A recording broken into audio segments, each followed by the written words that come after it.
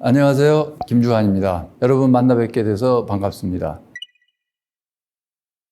오늘 제가 여러분께 드릴 말씀은 마음 근력에 관한 건데요. 제가 최근에 낸 책인 내면 소통. 이게 한마디로 요약하자면 내면 소통 훈련을 통해서 마음 근력을 키우자 하는 겁니다. 그래서 오늘은 마음 근력이 무엇인가 간단하게 설명드리고요. 도대체 왜 마음 근력 키우는 게 좋은가? 여기에 초점을 맞춰서 말씀드려보도록 하겠습니다. 내면 소통 책에 이렇게 보시면요. 이런 말이 나옵니다. 마음 근력을 키우면 적어도 3가지 좋은 일이 생긴다. 첫째가 정신 건강에 도움이 된다. 두 번째가 신체적 건강에도 도움이 된다. 그리고 이제 3번째가 성취 역량과 수행 능력, 즉 마음 근력을 키우면 일을 잘하게 되고 학생은 공부 잘하고 영업사원은 영업 실적 올라가고 운동선수는 운동 성적 올라가고 뭐 등등등등. 그래서 성취 역량을 올린다는 거죠. 좀 더 자세하게 한번 좀 설명드려 볼게요. 몸이 튼튼해진다라는 것부터 먼저 말씀을 드리는데 멘탈 키우면 스트레스도 좀 안 받고 뭐 몸이 좀 좋아지겠지 하는 그런 얘기가 아닙니다. 아주 몸과 관련해서는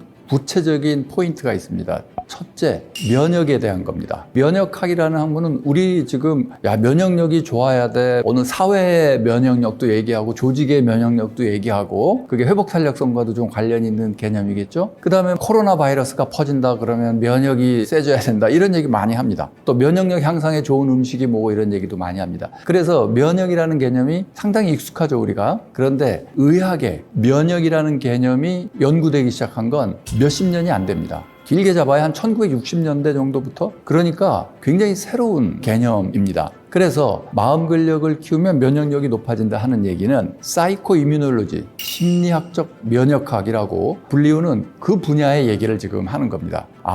그러면 심리적으로 스트레스 안 받고 마음 편하면 면역력 올라간다고? 당연하겠지. 이렇게 생각하실 텐데요. 조금 거기서 주의해야 될 점이 있습니다. 뭐냐면 사이코 이뮤놀로지 할 때 그 사이콜로지컬한 심리학적인 그런 내용이 그냥 일반 심리학적인 내용이 아닙니다. 대부분의 심리학적 면역학 연구를 보면 사이콜로지는 그냥 사이콜로지가 아니라 소셜 사이콜로지입니다. 다시 말해서 사회 심리학이라고 잘못 번역하는데 영어로 소셜은 인간관계라는 뜻입니다. 그래서 소셜 사이콜로지는 인간관계 심리학이라고 하는 게 맞습니다. 소셜 사이콜로지, 사회심리학 배워보신 분들은 무슨 가족관계, 친구관계, 조직 내 무슨 관계에 대한 얘기만 나옵니다. 그 다음에 우리가 흔히 쓰는 소셜미디어 있죠? 인스타그램이라든지 카카오톡이라든지 그거 사회 매체인가요? 아니에요. 인간관계 매체예요. 그 다음에 저 사람은 소셜 액티비티가 활발하다. 그럼 사회운동한다는 뜻인가요? 아니에요. 사교운동한다는 뜻이에요. 파티 많이 가고 친구들과 잘 논다는 뜻이에요. 그래서 1번 뜻 소셜은 인간관계에 대한 거다. 그런데 사이코 이뮤놀로지 하잖아요. 그거는 인간관계가 면역에 미치는 영향입니다. 다시 말해서 면역에 강한 영향을 미치는 거는 인간관계입니다.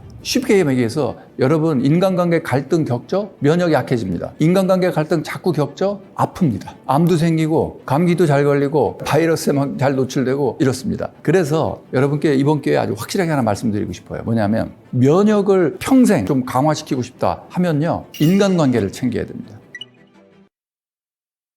싸우면 안 됩니다. 그래서 용서에 힐링 효과가 있다 이런 얘기 많이 말씀드렸는데 왜 뇌과학자들이 최근 용서에 대해서 열광하는가? 메이오 클리닉 같은 데서 왜 용서 캠페인을 하는가? 모든 환자에게 용서를 하죠? 그럼 남을 미워하는 마음이 줄어듭니다.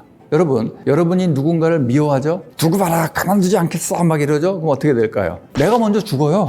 이거를 정확하게 알아두세요. 그래서 제가 말씀드리는 용서는 미워하고 복수심 이걸 깔아앉혀서 면역력 올리자 이렇게 이해하시면 됩니다. 무슨 뭐 도덕적인, 가치적인, 인간적인 이거 얘기하는 거 아니에요. 그냥 우리 건강하게 오래 살려면 남을 미워하면 안 된다. 내 손해다. 그 면역에 관련해서 뭐를 우리가 좀 생각해 보실 필요가 있냐면 2가지 종류가 있겠죠. 뭐냐면 박테리아나 바이러스가 들어왔을 때 그걸 누르고 잡아먹는 그런 면역 시스템이 있고요. 그거보다 더 중요한 면역 시스템은 종양세포를 누르는 면역 시스템입니다. 이거는 모든 포유류에 있습니다. 그게 무슨 얘기냐면 모든 포유류는요. 매일 암세포가 생깁니다. 동물의 종류에 따라 좀 다르지만 인간으로 말씀드리자면 지금 여러분 제 이 말씀을 듣는 동안에 여러분 몸에 암세포 지금 생기고 있어요. 아니 나는 암 환자도 아닌데 이게 무슨 소리야. 아니 암 환자든 아니든 상관없이요. 우리 몸에는 매일 사실 수십억 개의 새로운 세포가 생깁니다. 그래서 머리카락도 자라고 뭐 피부 각질도 떨어지고 발톱도 자라고 손톱도 자라고 등등등등 이렇게 되는 거죠. 그래서 사실 보면요, 우리 몸을 이루고 있는 이 세포들은 얼마 안 된 거예요. 여러분 몰고 다니는 자동차보다 아마 더 새 걸 거예요. 여러분의 몸이. 무슨 얘기야? 내 몸 50년 됐는데. 아니, 몸이 아무리 50년 돼도요, 여러분 중에 굉장히 오래된 세포는 7년 된 거,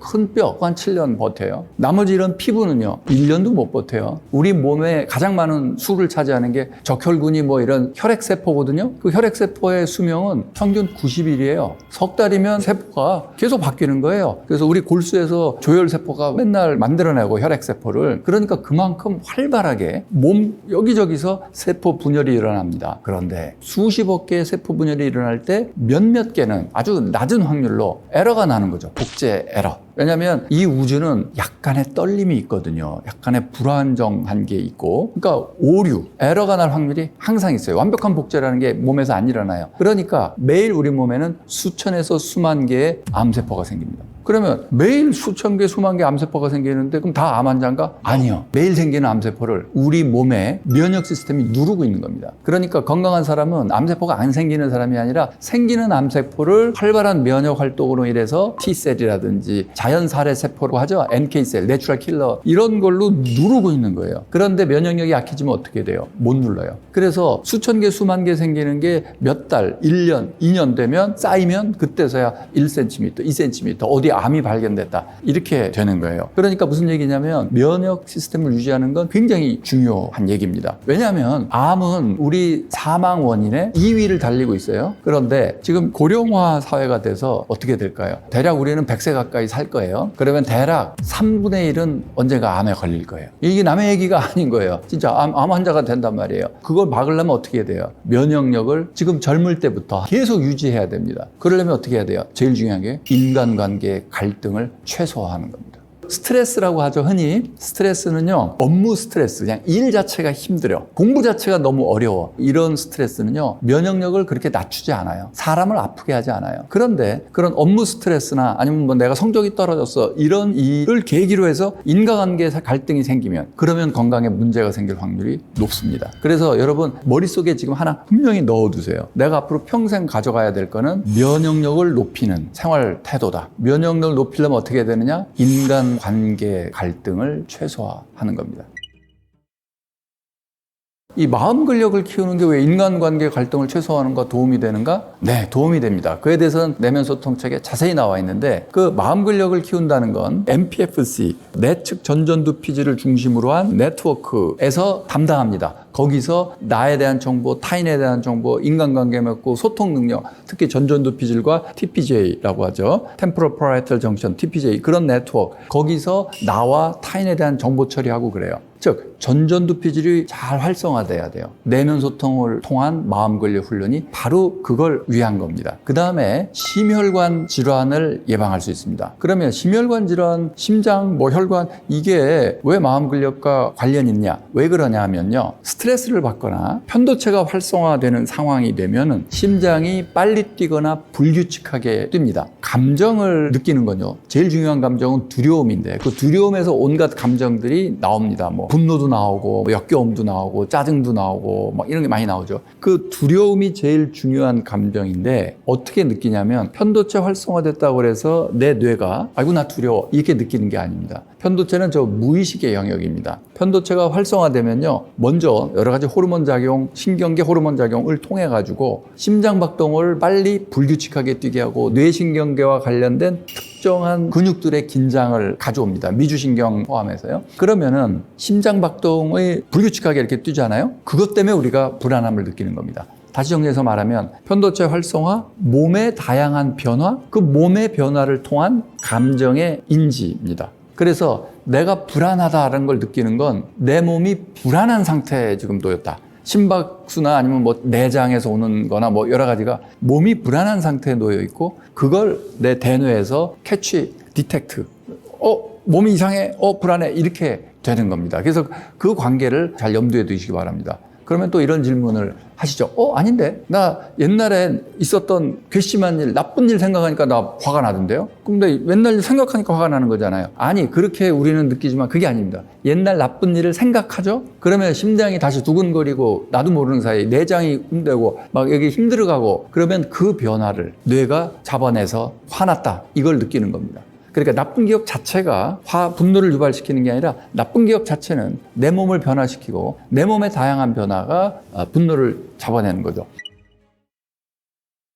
두려움이나 분노 감정에 있어서 굉장히 중요한 게 두 기관이 있는데 하나가 내장이 있고요. 그 다음에 하나가 심장이 있는 겁니다. 그래서 정신과에 외래로 오는 환자 중에 가장 많은 게 불안장애 환자입니다. 종류도 많아요. 잠을 설친다든지 깊이 못 자든지 자꾸 자다 깬다든지 그것부터 시작하는 수면장애 있죠. 그 다음에 대인공포증 있죠. 범불안장애 있죠. 시험불안증 있죠. 환자 급증하고 있는 공황발작, 공황장애 있죠. 이게 다 불안장애입니다. 그러면 불안장애 환자한테 정신과 의사들이 처방하는 아주 기본적인 약 중에 하나가 뭐냐면 심장약입니다. 인대놀과 같은 심장약. 그거는 원래 고혈압 약입니다. 그러면 나 불안해요 하고 온 사람한테 왜 심장약을 처방해 주죠? 그 심장약은 심장을 천천히 뛰게 하는 거고 심장을 살살 뛰게 하는 거예요. 그러니까 갑자기 심장이 천천히 살살 뛰니까 불안감이 사라지는 거예요. 이 관계를 이해하셔야 됩니다. 그래서 자꾸 불안감을 느끼고 자꾸 이거 하는 건 심장 건강에 별로 좋지 않습니다. 그래서 심혈관 질환, 이거는 부정적 정서 유발 습관과 굉장히 높은 관련성을 갖고 특히 부정적 정서 유발 중에서도 대인관계,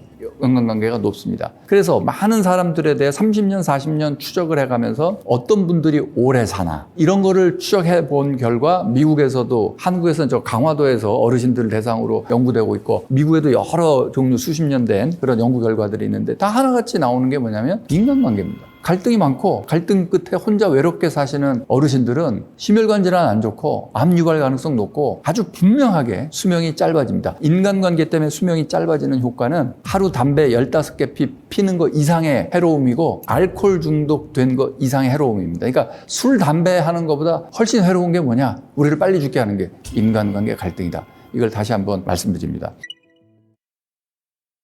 마음 근력 키우는 거는 또 노화와도 아주 직결됩니다. 마음 근력의 핵심 네트워크가 어디냐 하면 MPFC라고 말씀드렸죠. 내측 전전두피질. 그 MPFC가 매우 마음 근력의 핵심이고 매우 중요한 영역인데 50세 넘으면요. 노화가 시작돼요. 그 부분에. 그래서 툭툭툭 떨어져요. 그런데 예전처럼 우리가 뭐 한 60까지 일하고 70대면은 뭐 사는 것도 아니고 그냥 앓다가 돌아가신다. 이게 옛날 모델이었다면 지금 우리 이 희미해져가는 50세 넘으면 희미해져가요. 이 뇌를 붙들고 50년 더 살아야 돼요. 100세까지. 그래서 MPFC를 잘 유지하는 게 굉장히 중요하고요. 전전두피질 네트워크를 활성화시키고 강화시키는 그 훈련법이 바로 마음 근력 훈련, 내면 소통 훈련인 것입니다.